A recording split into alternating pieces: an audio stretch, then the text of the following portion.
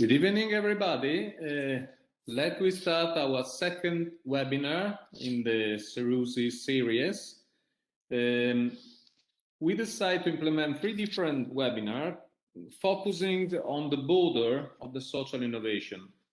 The first one was about a very geographical border, so the interaction of different social innovators through the border of different nations.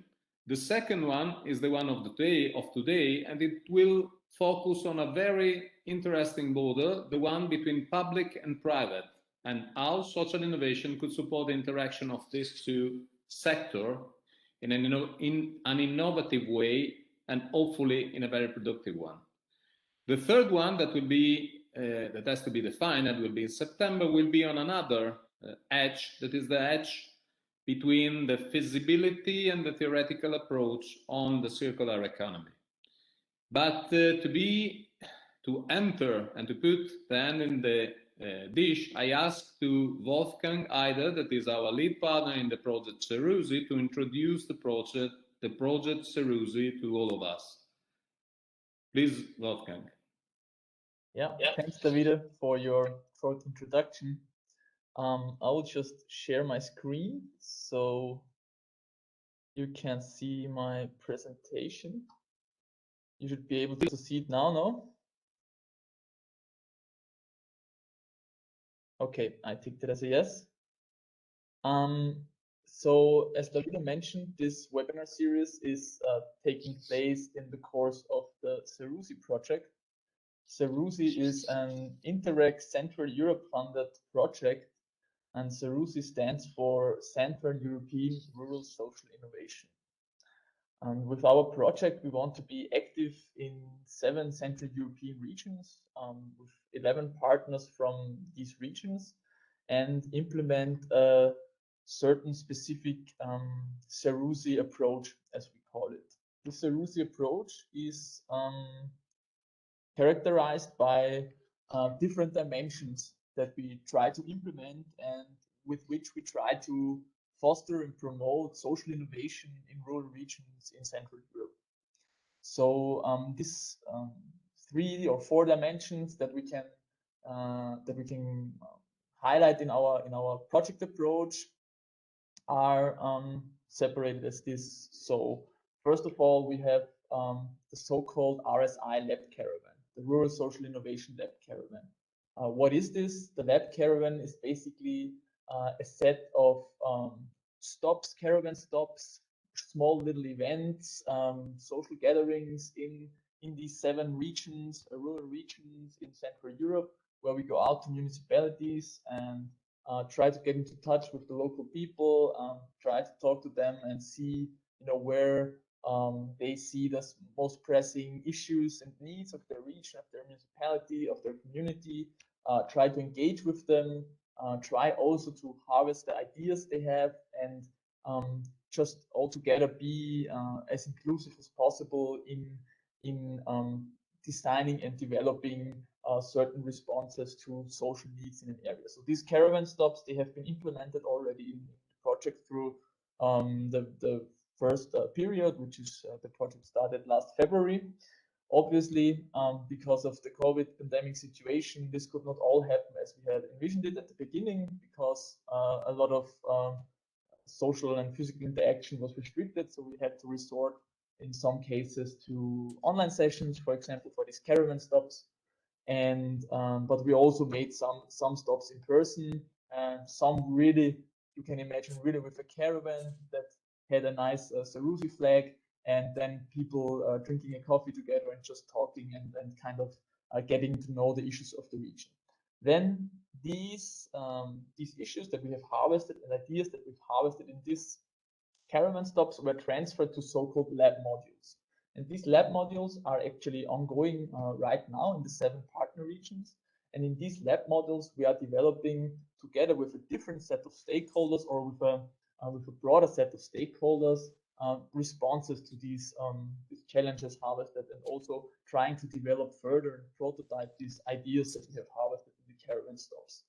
So these lab modules also work kind of as a mini incubator and an intermediary system for innovation, social entrepreneurship in rural regions that really gets knowledge capacities that would otherwise not be available in this specific rural region to the region in order to develop good and acceptable and sustainable and inclusive solutions together with the people that are interested in doing something in their region. And mediated is this whole process of caravans and lab modules through the Rural Social Innovation Academy. The Rural Social Innovation Academy is an online platform that is hosted on the Skyrocket platform. I will share the link with you later, where you can register and you have different training modules on different aspects of social innovation, social entrepreneurship. For example, how to define and how to set up a business plan for social enterprise. Also how to try to engage stakeholders or how to measure the impact of such an intervention. And this is really focused on soon to be entrepreneurs or social innovators or associations that are interested in developing a targeted socially innovative solution. So this online platform really works as a hub for knowledge and a hub for social innovation in Central Europe. And these three dimensions are held together by the so-called RSI partnership that we are building up throughout the project. And the RSI partnership is more or less a community of stakeholders, a community of, for example, policy actors like regional development agencies or other public administrative organization entities, NGOs, interest organizations, also social entrepreneurs, for example, that want to commit to socially innovative regional development in rural regions in Central Europe and that want to push this agenda forward during the next years and help us create a more sustainable and inclusive Central Europe. And all these different aspects that I have described to you now are also relevant for the topic of the webinar that we have today.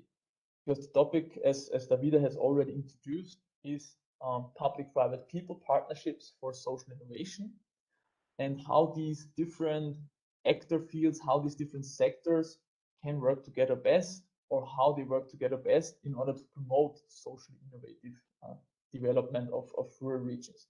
Because often what Davide already introduced as this triple border trajectory of rural innovation systems, often rural regions lack of like a certain innovation ecosystems and supportive instrument.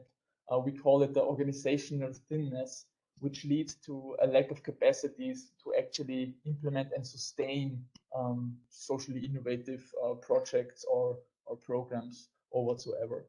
The PPP partnerships can be one instrument to kind of bridge this lack and this thinness and really foster social innovation in rural regions. So without much further ado, I will just once more point out that there will also be a next webinar, which will actually be planned now for October, 21st of October. So if you're interested in the circular economy aspect and the dynamics between rural and urban regions and how they can interact towards implementing the green transition in Central Europe, then you're also very welcome to join our next webinar. But for today, let's get started with the different speakers and contributions for today. And I'm very happy that we have such distinguished and good speakers here today that will give us their insights from their long-standing experience on this topic. We'll have some practice insights on how public-private people partnerships are developed in practice, some contributions focus more on the public administration side, and also contribution that goes into the financial side of the investment side of social innovation. So that's it from my side. Davide, I give the word to you again. Thank you, Wolfgang, for your kind introduction and also to share with us the logic of the program and what we are doing. I will try now to share my screen Let me see what will happen. I hope that you can see. Can you see the presentation? Yeah. Great. So, to enter in the topic, I will describe you a past experience, best case I can define it, that was based on the interaction between public and private. I'm talking about a project that has been developed in the framework of the Southeast Europe program, and it was the Mild Home project. I work on the project in behalf of the municipality of Castelnuovo Rangona, that it's around 15,000 inhabitants. So the objective of the project was to set up a new way of building houses and trying to achieve the best result in terms of energetic and livable performances. The project objective was to define a new way of set up the building, but also to define a new part of the cities called the eco-green village with some very interesting characteristics from the point of view of the livability. The working group was a pretty huge working group, engaging several municipalities and technical bodies all over the Southeast Europe area. Which kind of activities we were supposed to implement? As usual, we start from an analysis of the market of the housing in the different countries, trying to understand which was the need of the people and of the stakeholder engaged in the building sectors. After that, we try to get up and share a grid of performances in terms of energetic consumption and in circular production of the building. As you can see, we try to define some characteristics that has to be applied in all the areas that was engaged in the project. But the last objective was the one to set up the so-called eco-green village that was a part of the city with this specific characteristic. And to set up such a kind of village, we implemented transnational ideas competition that could be considered as a micro people, public, private, or a public procurement of innovation. But we will go in detail on that. The project has been implemented, and Sofia, part of the project, implementing 2 different areas in the municipality of Sofia. The same did Belgrade, in the area of Saski Venec. In Italy, the municipality of Feltre implemented an eco-green village. But about Castelnuovo Rangone, we try to set something a little bit different. To share with you which was the logic, the overall logic, I must focus a little bit on the need that we try to investigate, starting from the need of the citizens. As you can see in the graphic that is just here, we try to define which was the market in terms of housing and what kind of response the people could find in the so-called social housing. Then we try to define, you can see here the offers, findable in Castelnuovo Rangone, around to 100 euro per square meter if you want to buy the house. But we tried to define a very specific target that was the one that we call intermediate needs, that can be summarized as the need of the single income families. Just to be clear, a family that is able to live with around 1,200 euro per month. And in this case, the focus was about the 1-2 kids family, the young couples, or the elders.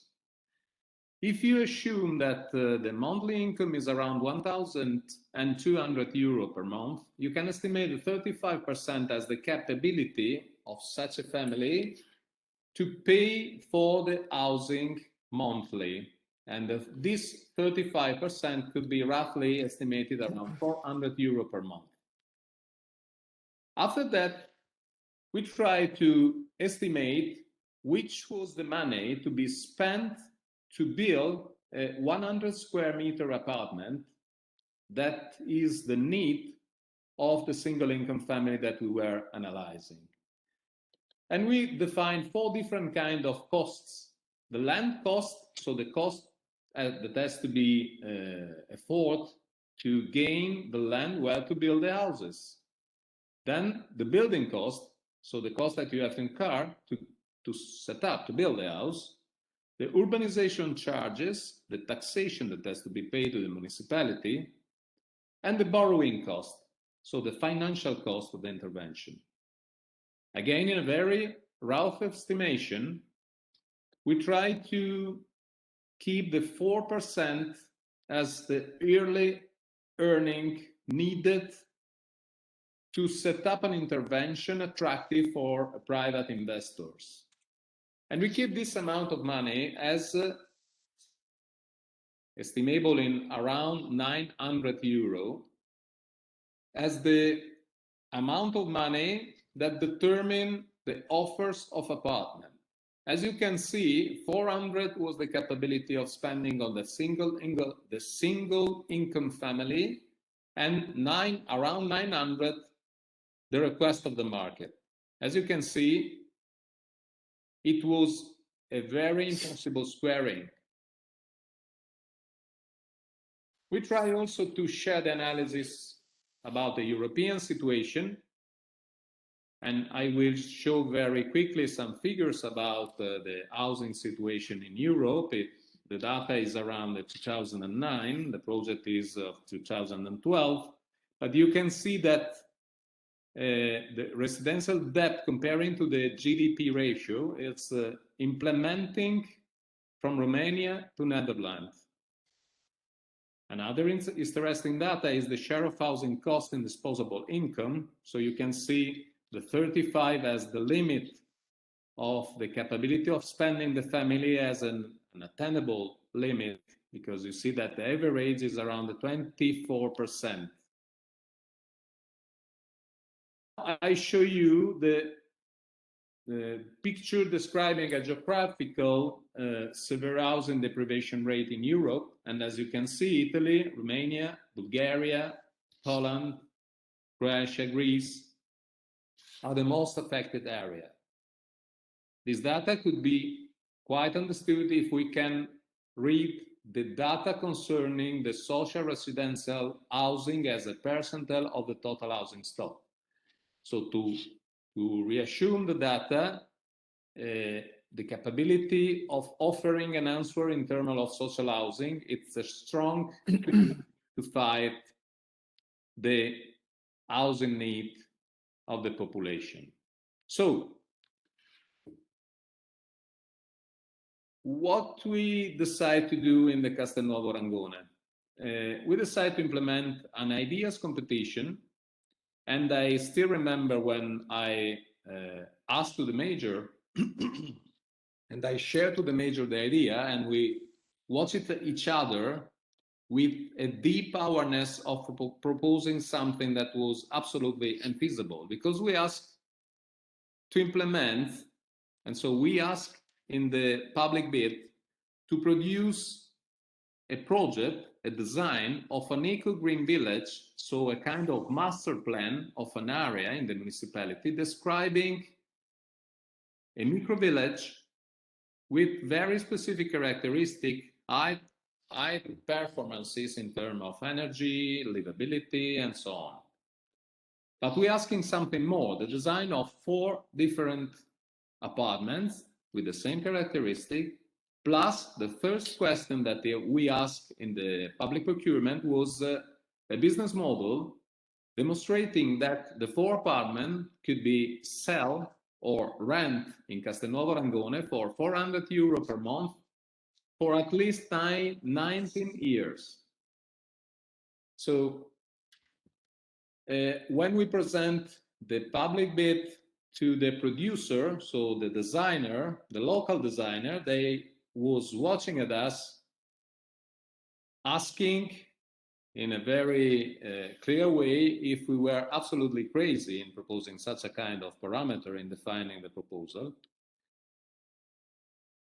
because they were absolutely aware that the squaring was impossible. Where we asked to set up such a proposal, the area was in a very interesting area in the municipality, because as you can see, we were pretty close to the city center, on the main road of the city, pretty close to the bus offices, the municipal pharmacy, the kindergarten, and the park of the city. So it was a very attractive area where to set up on the market of Castelnuovo Rangone for apartment. The problem was the cost that the municipality asked and the 400 euro to rent. How to build such apartment and to design such an eco-green village with very high performances in terms of energy consumption, sustainability of the intervention, circular economy of the design of the area and the buildings. Absolutely crazy. We were really asking the impossible square, but unexpected, we were able to achieve 25 different proposals. And I want to underline again, because the proposals were composed by a master plan of a urban area, plus the design of 4 different apartments, and again, a business plan demonstrating that the private has to reach the 4% of revenue for an annual investment to set up the apartments, plus the capability to maintain the 400 euro for the monthly rent of the apartment at least for 19 years.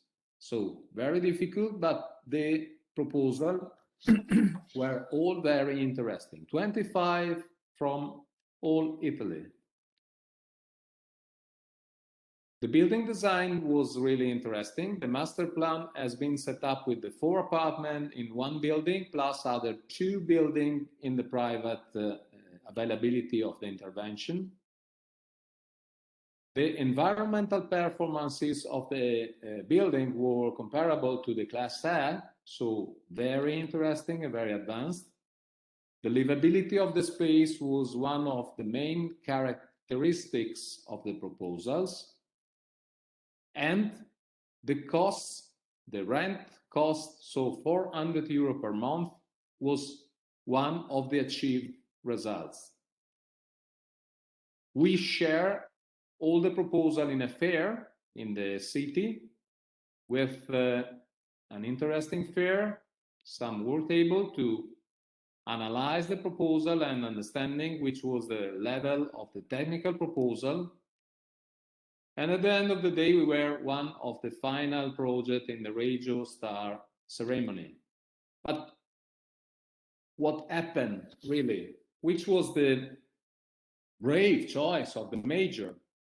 In this case, we decide as municipality to state a very basic assumption. In our case, we decide that the general interest of such a group of family considered as the single income family has to prevail on the capacity of create a revenue by the private sector. So how the municipality was able to create, to support the creation of a business model to guarantee the 400 euro per month in the renting. It was easy because the municipality decided to translate a regional law that prescribed that in an intervention, in a building intervention on a new land, so on a land that has not been urbanized in advance, you have to keep the 20% of the land used for social housing intervention. The municipalities decide to propose to the private that take part to the idea competition to use such a land without paying.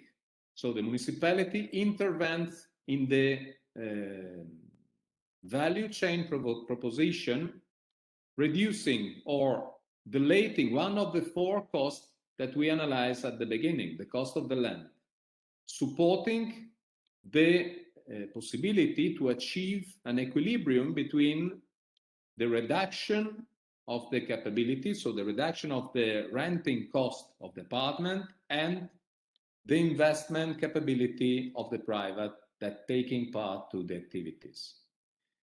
The interesting part that I would underline of this experience is that in this case, in a very brave way, the municipality decided to somehow set up a joint target, so targeting a very specific part of the market, the single income family, and support the private in achieving an economical equilibrium to offer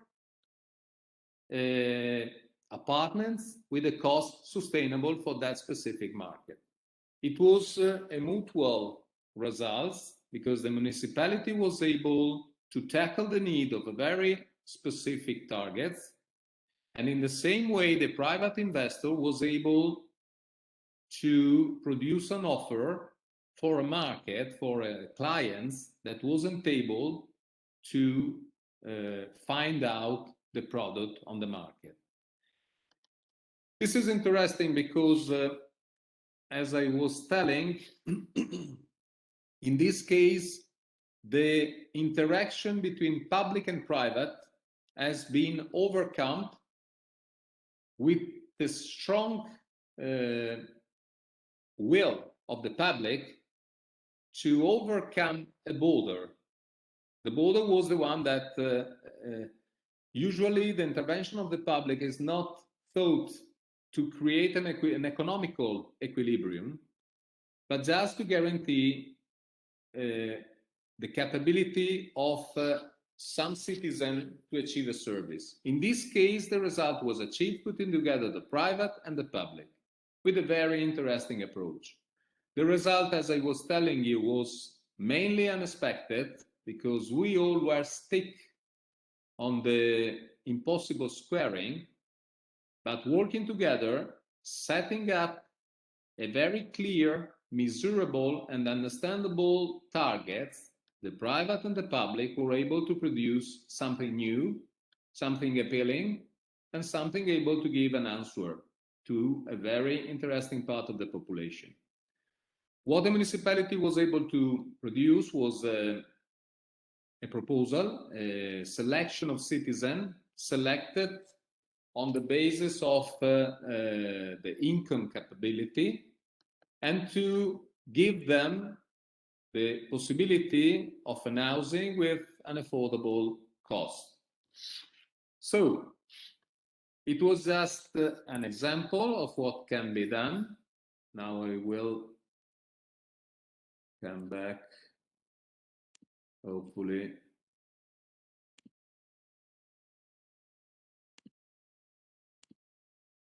To the presentation.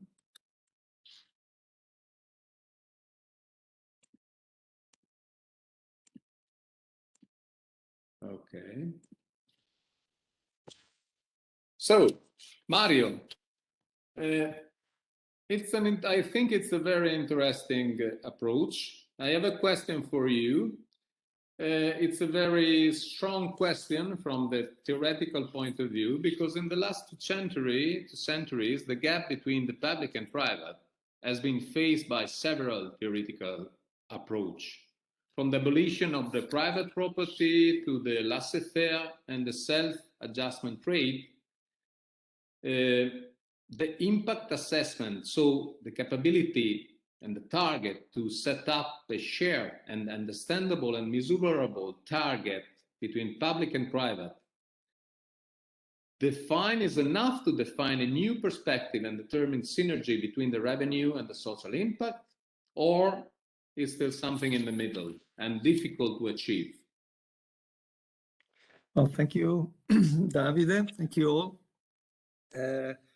This is an extremely complex question, but I will try to simplify the answer, just using a case study which is involving all of us in these days. and will engage all of us even more in the next few years. I will use, just to make it more efficient, my presentation, to show you something I have already prepared. Well, the title and the question that Davide has proposed is if there's something between pure private market and public intervention as planning, the usual planning. My argument will be that there's something which is changing, more remarkable than perceived up to now, which is even a new orientation or reorientation of finance in the same direction. And that's a reorientation of finance, which has been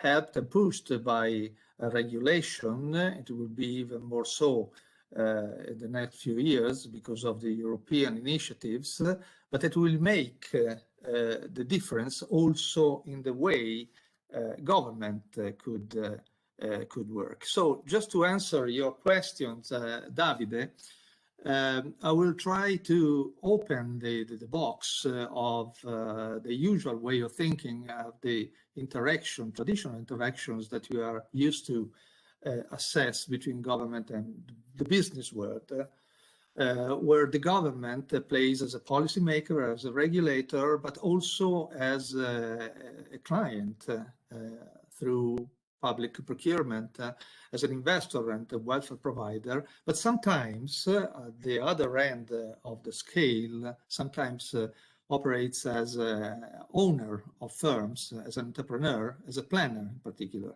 And that's a particular triangle, pyramid, I would say, is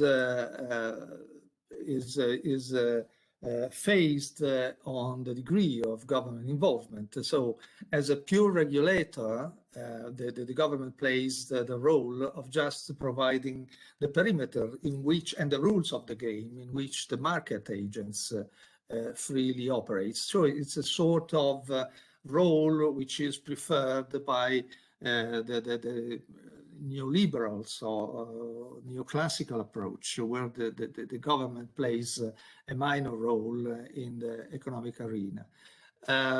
It's more in the Keynesian tradition to look at the intervention of the state, of the government as a client, so as a demand manager, where the economy is shaped and in some sort influenced as a provider of the services and the goods which are demanded by the initiatives of the government. And then at the other extreme, there's the central planning, where there's little or no interaction with the business. What is happening, and in some sense, the example, the case study that Davide proposed to us just a few minutes ago, is in another scheme, which is in some sense at a larger scale and a different degree of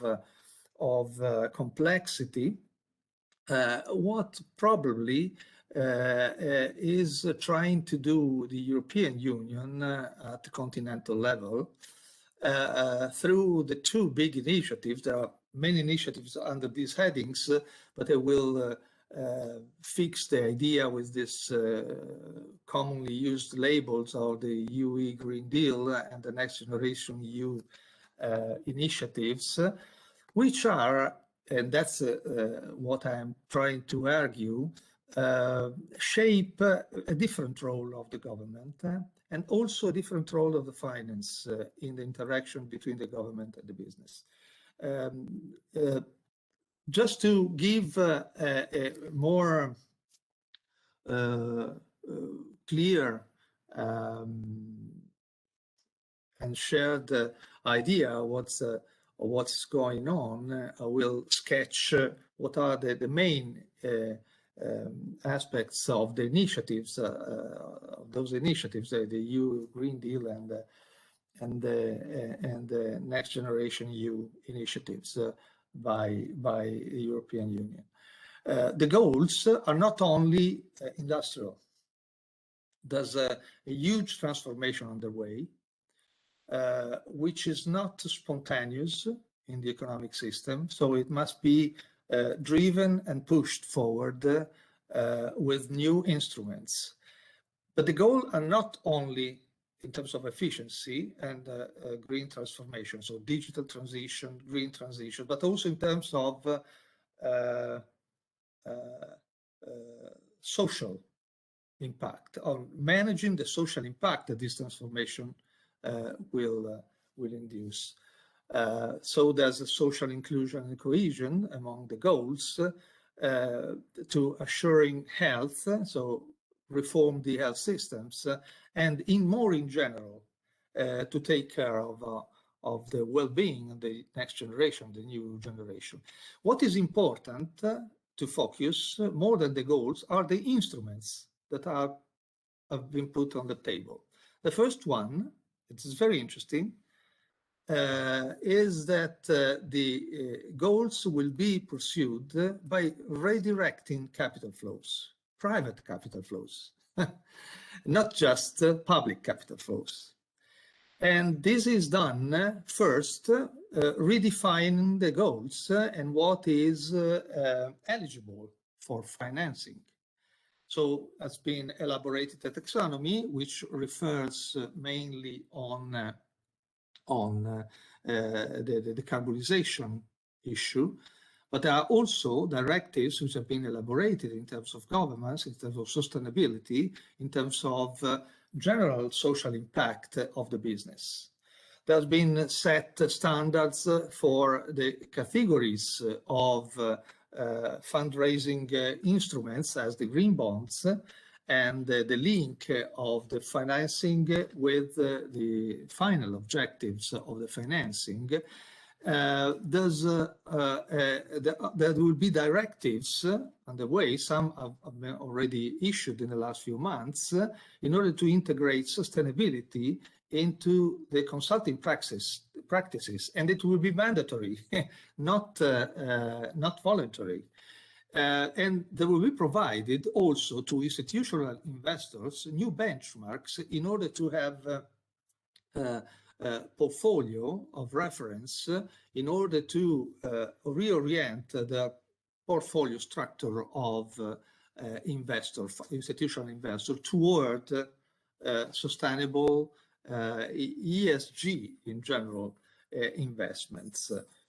That's on top of the public financing, which is provided by the Next Generation EU provision out of the EU budget.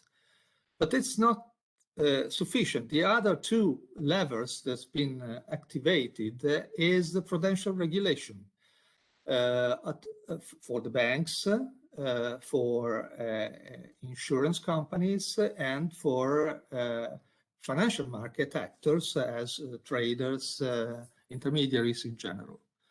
And the prudential regulation provides compelling rules for the intermediaries to manage risks.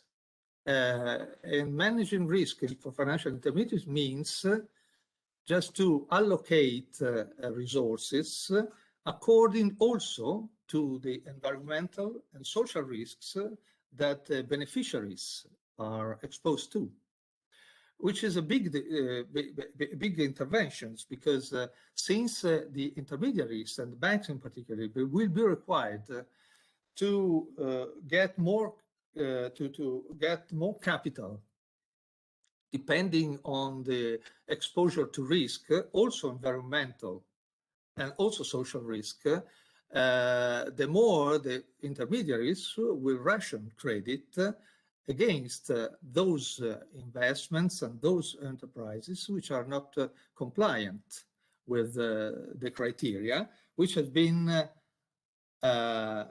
previously defined in the taxonomy and in directives, which define precisely what is eligible and what is not for financing. And finally, the third is to make the public directly, of investors, of savers and so on, able to judge the content of the investments and the resource and the allocation of resources by the intermediaries with some interventions, both on the side of the type of information which must be provided by corporates and by intermediaries to the final investors, retail investors, not only institutional one, but also in terms of criteria of accounting of the impact of the business on the environment, on the society in general.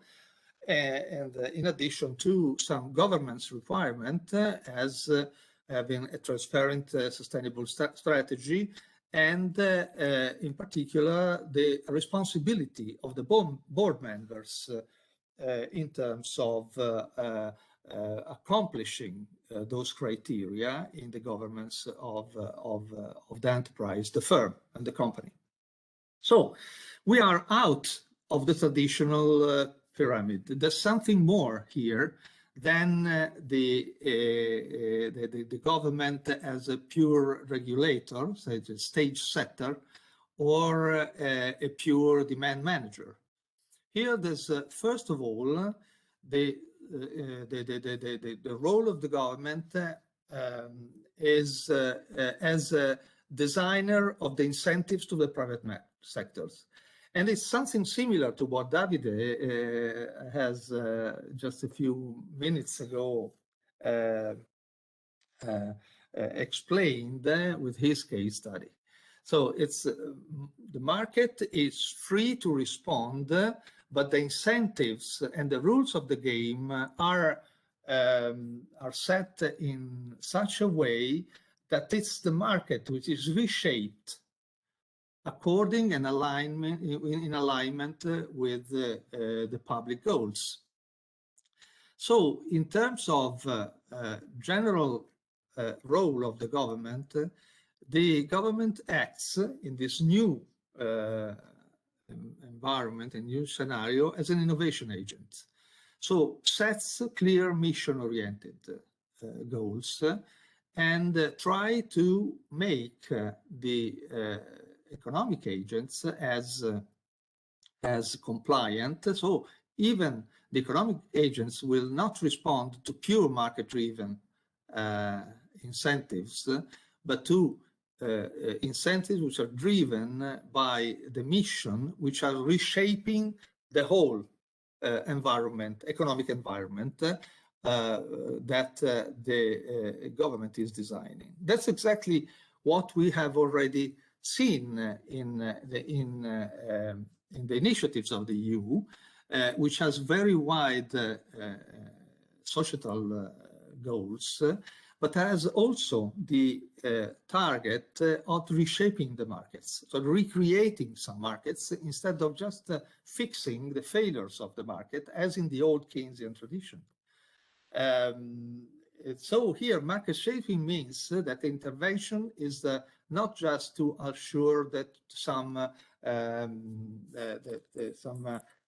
human rights are respected, or that specific interest of target weak part of the society are concerned, but it's just to create the priorities, because the whole market reorients itself in that direction.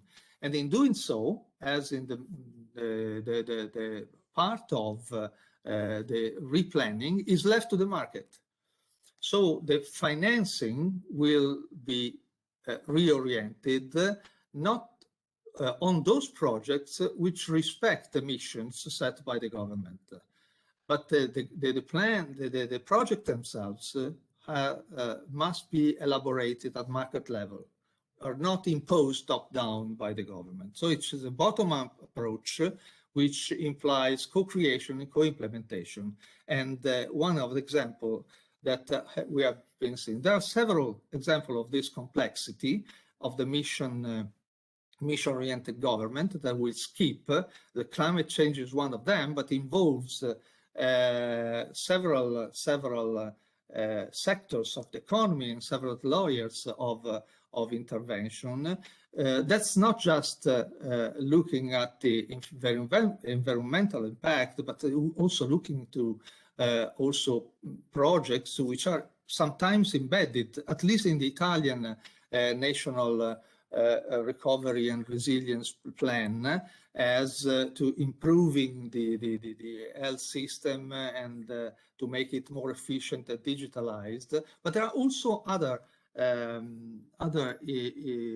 initiatives which are particularly interesting. For example, in the national recovery and resilience plans in Italy, has been dedicated, some resources have been dedicated to the creation of green communities, for example. Has been isolated, they identified about 30 green communities in the mountains, on the rural areas, in order to make them the pilots of a fully integrated and self-sufficient management of the territory and the rural areas with innovative techniques to the management of water resources, the self-production of energy with renewable sources which are fueled by resources which is directly available in that territory, circular economy, and the application of new farm techniques compatible with sustainable agricultural management. So this kind of projects, we don't have the time, of course, to get through them, is the final goal, and how it's the social initiatives is declined in the so-called mission-oriented, which defines exactly what's the direction in which the market should look at in order to get finance. And that's here the most innovative part of this approach. So the levers is indirect. It's not just only to give the direction to the market and to indicate what are the priorities, but also making mandatory the way finance is provided to those projects. So it's like a creation of a sort of an ecosystem, economic ecosystem, which itself is aligning not just only the goals, but also the allocation of the resources to the goals, accepting the idea of focusing on the fact that the finance is the key driver. The public, not just public, but also private finance is the key driver for change, but recognizing also that the new targets must be consistent also with the risk and return incentives of the investors, the final investors. So the regulation that I mentioned before, so the supervisory regulation, for example, which dictates the allocation of capital, and also the criteria to make it more convenient, the allocation of resources in some sector instead of others, or the conditionalities which make more convenient some investment than others, will reshape also the risk-return scenario for institutional investors. Just to give you an example, whenever carbon is going to be identified as a source of risk, because the sector, highly carbonized sectors, are not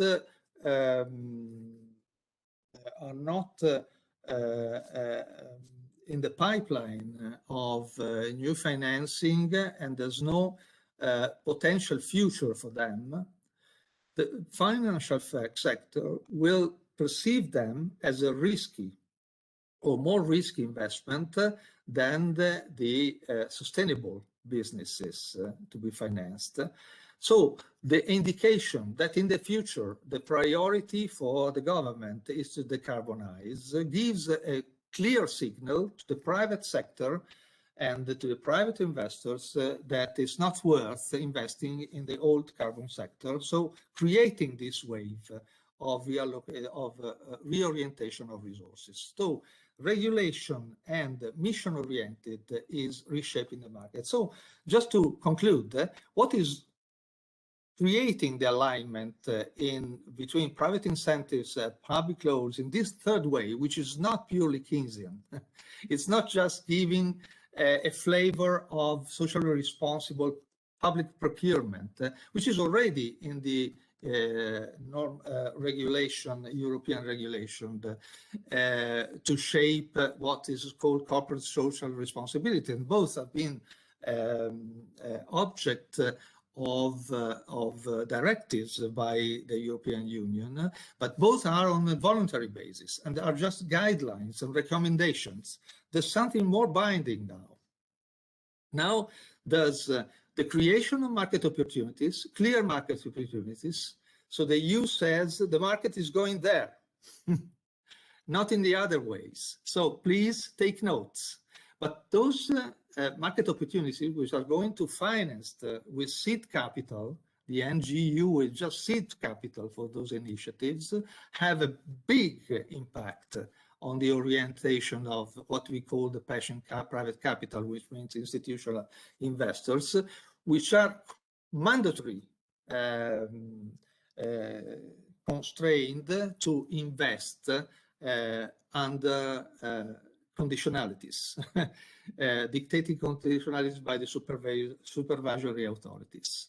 So in this way, the resources are going to be the main lever to make also corporate social responsibility not be anymore voluntary, but almost mandatory. We come from a world where the social responsibility and corporate social responsibility as a voluntary add-on to usual business was accomplished by niche players. Now, this revolution is mobilizing the whole financial system in the same direction, not just the niche players which are dedicated to social. So it's the whole amount of private capital who has to face a new set of opportunities in its investment, and for this way to create a snowball effect also on the real sector, on enterprises, on the whole economy. What is the instrument of that? The instrument will be impact investing. So the metrics will be not just risk and return as they are financially defined, but also the socially environment outcomes as they can be measured and make the actors, both financial and enterprise, accountable. So most of the work which is underway is in how to define the measurability and the accountability of those actors in order to be able to assess also the impacts in terms of environmental first and then social impact as well. And there are also schemes underway, under study, in order to make the return contingent to the success of the impact which is expected from those initiatives. So this is a big revolution. We don't know if it will be successful. For sure, it's something which is in between the old way governments was acting at the two extremes of the range, not a pure liberal market and laissez-faire, not strict planning, not only demand management as in the Keynesian tradition. But it requires something which we don't know yet if it's there, which is also a cultural revolution in the public sector. Because one of the requirements for this process to be successful is that the government, so the public sector, is able to look at the market shaping framework. So to look at what will be the opportunities for the market in this new scenario. And then it must be able to select public initiatives which are able to fall in, to crowd in also private investment, just giving some concrete opportunities to private capital to reorient their choices. And this depends at the end on the most important of all cultural revolution, which is to start thinking in terms of value for the citizens, not in terms of present needs, but of forward needs. So looking at what is the society that we want to shape, or the government want to shape, instead of fixing the one that we have at the present. Thank you. Thank you, Mario. Very inspiring. In economic, call it ecosystem, where the impact is the grammar, and the public and the private work together on a specific target that is the general interest. Sounds very good and should be really a revolution. But what we were facing as a problem in implementing our pilot was the availability of procedural instruments. We were in 2012, and such instruments should be something that allow the public and the private to co-design the new. So public procurement of innovation, people-public-private partnership is something that, Elisa, for you is the daily activities. So I leave the ground to you, Elisa. Thank you, Davide. Thank you, Mario. Thank you all. I will try to be brief, and I will go for points and suggestions. But let me give you an overview of the public-private partnership, or PPP, and in general. PPP can be seen as a cooperative institutional arrangement between public and private sector actors. It might very well be able to deal with the complex policy, project, and public service issues to be faced. The question is it possible to develop the public-private partnership in a social field? The answer is in Italy, but in other countries is the same. It's really difficult because there are a lot of red tapes and administrative burden. This is because PPP involves joint development and risk sharing between the partners, and the role of the actors is not so clear, especially for the financial actors, and is really different from the traditional procurement process. PPP has been used widely in the field of infrastructure and public service, in particular now in energy and environment protection, and in the last year in transportation.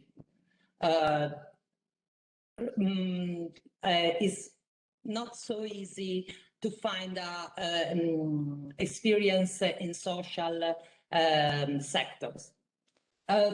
Many countries and regions have been promoting PPP to overcome the traditional drawbacks of public procurement.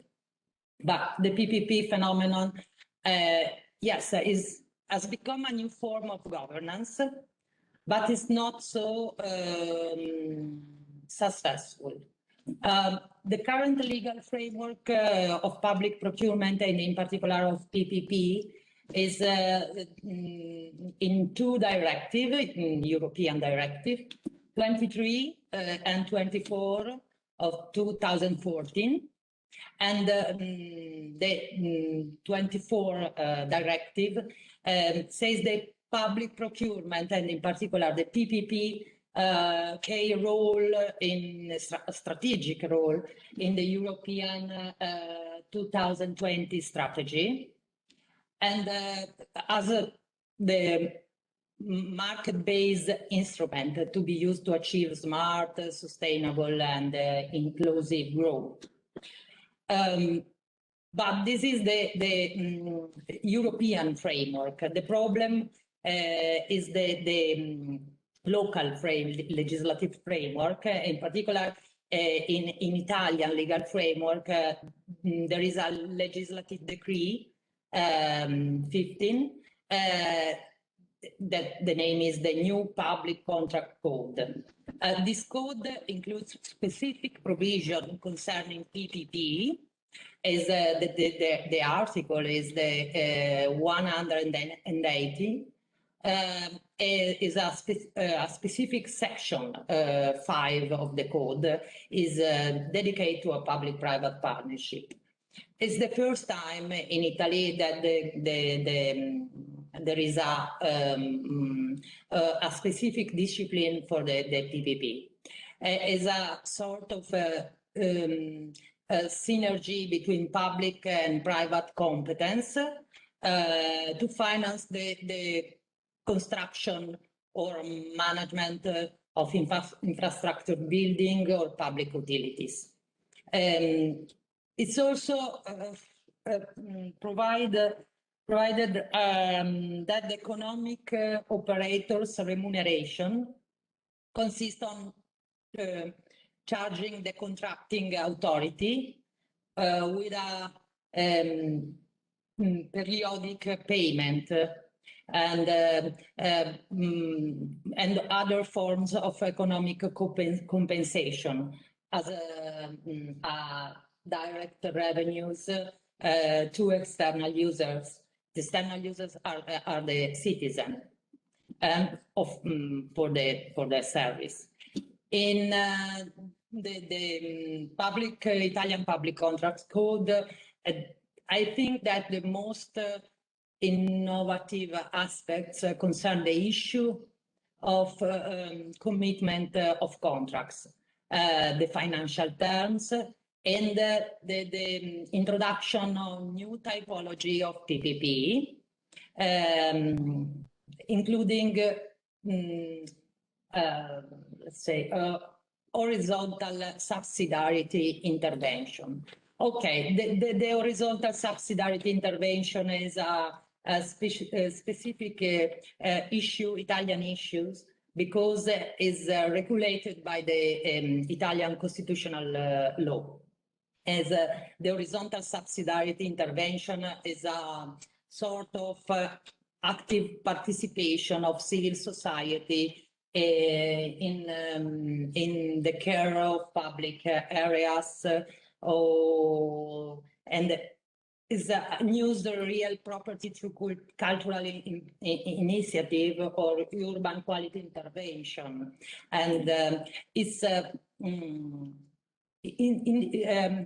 let's say in that areas that not have a really remuneration by the private. The national discipline of PPP is defined in Article 3. The Article 3 is a sort of review of the European directive principle, but the specific is in the 180.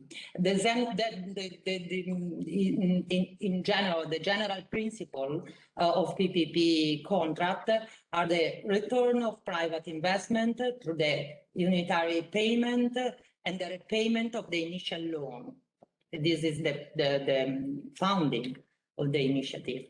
The problem is always the economic financial balance of the initiative, because this is also a principle and established by the Eurostat discipline. So the contract has to create value over the term of contract and generate sufficient cash flow to remunerate the investment. There is a principle of allocation of contraction risk and entrusting private entity availability amounting at least 50%, with repercussion in the work to debt registration in a budget, because there is a issue of if the initiative is on balance or off balance. Okay.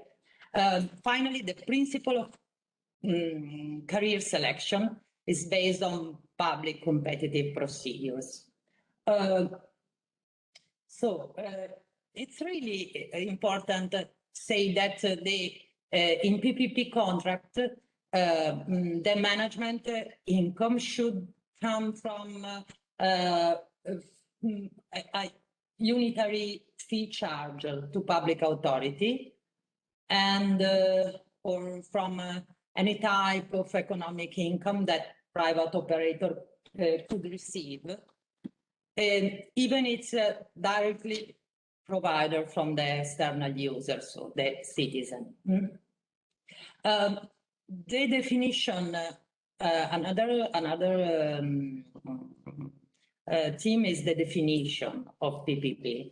The definition used by the Italian domestic law identify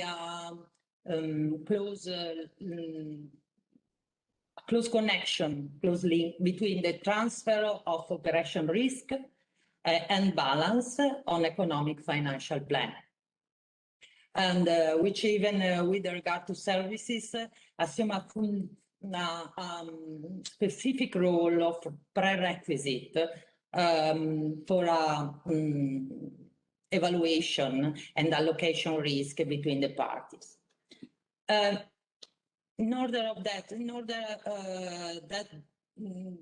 there is an effective risk transfer, when the concessionary must be concretely used, is concretely used and exposed to possibility of not recovering the investment. This is the effective risk.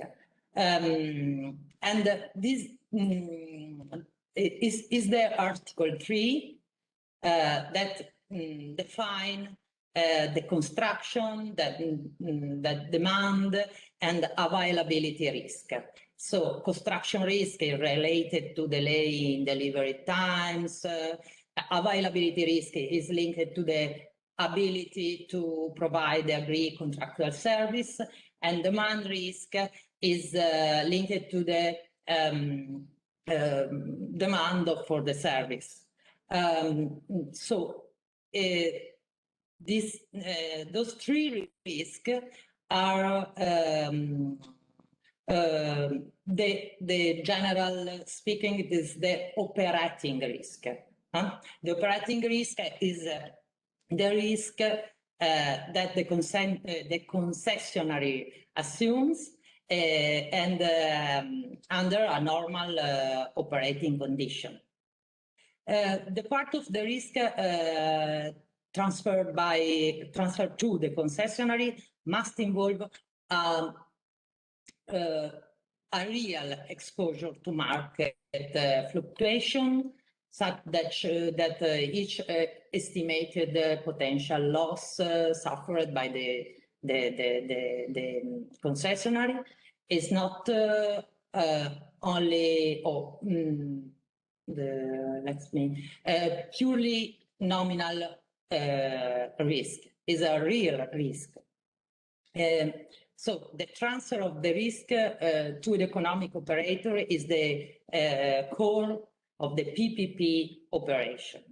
And the contract, the content of the contract define this risk and define between the parties so that the recovery of the investment made and the cost incurred by the economic operator to carry out the work or provide the service. And this depends on the actual, not potential, actual provision of the service or usability of the work or the volume of service provided. There is I think, more example of PPP in Italy, PPP operation in Italy, and in particular, I think it's important the example of social housing. In the sector of social housing, the economic crisis has led to a decrease in our household disposable income and the increase in unemployment rate. So there is a real problem, and the growing demand for using addressed to public administrations can only be avoided to a minimum given the scarcity of public financial resources. And in this case, the public-private partnership approach to solve the problem and financial constraint and legal framework constraints. And there are 3 or 4 examples. One of these is in Emilia region, and is a case in which there is an integrated system of real estate fund for the acquisition and construction of residential buildings or promotion of innovative financial instruments. And but the problem was the legal framework, Italian legal framework, and so it was an operation that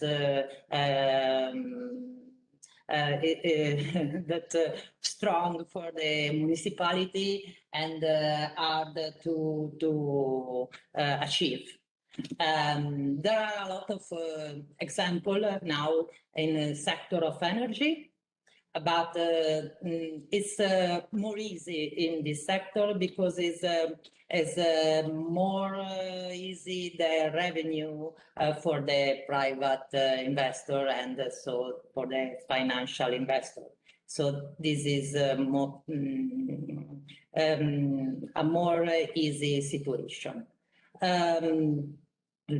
For example, photovoltaic system, public lighting, or in general energy saving operation. I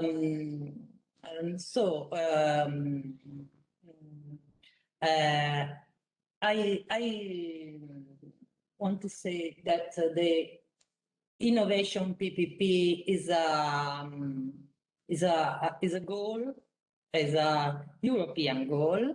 It's not so easy to use with the legal frame, the red tapes and the legal framework, Italian legal framework, but I think it's the same in other countries. And but there is a chance for socio-educational services, because it's possible with the PPP method create a new model from both a managerial point of view and from a methodological point of view. In particular for the socio-educational services for the young people, or for the fragile people. So is a challenge for the European member countries. Thank you. The slide will be available for the participant. Thank you. Thank you, Elisa. We are a little bit being optimistic in delay, but there is two questions I will try to answer very quickly. If I will miss something, we will send an email to complete the answer. The first is, how did the example affect the revenue of the municipality? Is it a net plus in the end of the municipality? What was the role of the citizen? The second is, government as an innovation agent. What can be the role of rural region with lack of infrastructure power in this transformation? So I will answer quickly to the first. To understand the gain, the revenue of the municipality, we must consider that the usual answer in terms of social housing by a municipality in Italy has been set up by the municipality, building, owning the apartment that has to be used for the people that has a need in terms of housing. So the municipality pay to manage and to buy the building. In the case of the case that I was showing, the municipality has not to manage and to buy the building. So if we just try to calculate in terms of money, the revenue of the municipality, it was a saving in money, because they were not supposed to buy and to buy the land and to design and build the apartments. In terms of social impact, the municipality was able to answer and to tackle the needs of a category of citizens that usually get any answer by the municipality, that was the one of the single income families. The second answer is a little bit more complex. So how can a peripheral public bodies take part in this process that we are trying to describe? As Mario was saying, and Elisa too, we are really in an advanced